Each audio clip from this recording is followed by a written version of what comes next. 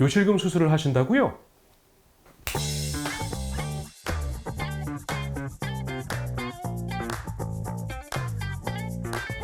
요실금 수술을 해야 하는 경우가 분명히 있죠. 저희 병원에 아주 부끄러움 많으신 여자 환자분께서 한번 내원하셨습니다.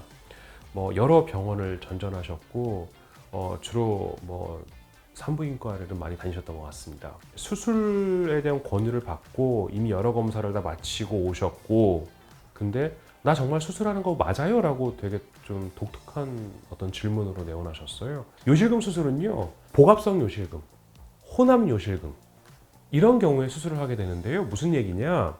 요도를 싸고 있는 골반 근육의 손상. 원래는요, 골반 근육이 탄탄하면 기침을 하거나 할 때 이 요도가 움직이지 않아요. 그래서 소변이 새지 않습니다. 그런데 분만이라든지 어떤 여러 가지 이유로 이 요도를 싸고 있는 근육이 느슨해져요. 그러면 나도 모르게 기침을 할 때 이 요도가 불안정하게 움직이거든요. 이럴 때는 요실금 수술을 통해서 불안정한 요도를 교정. 이렇게. 이거는 아주 충분히 수술을 해야 되는 그런 상황입니다. 혼합 요실금이라고 하는 거는 지금 말씀드린 요도의 불안정성, 복압성 요실금과 절박 요실금이 같이 있을 때 충분히 수술이 가능합니다. 근데 이 환자분 경우에는요, 혼합 요실금 그리고 복압성 요실금 아니었습니다.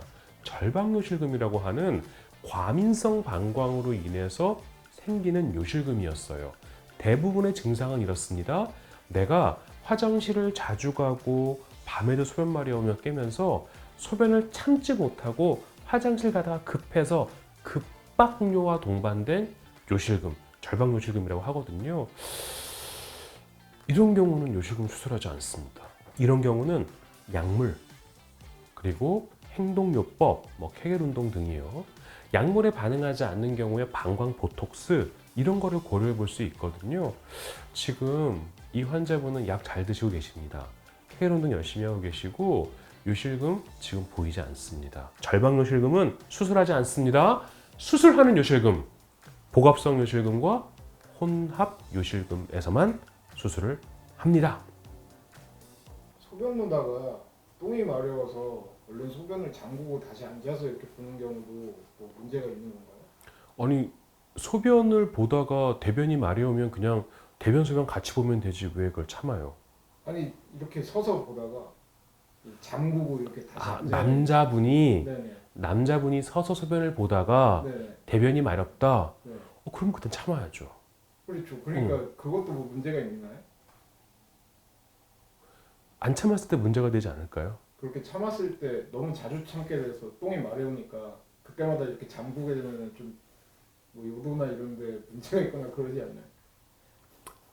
실제로 살면서 소변을 보다가 대변이 마려운 경우가 얼마나 많겠습니까?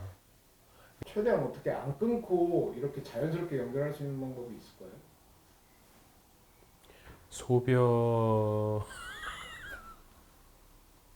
정말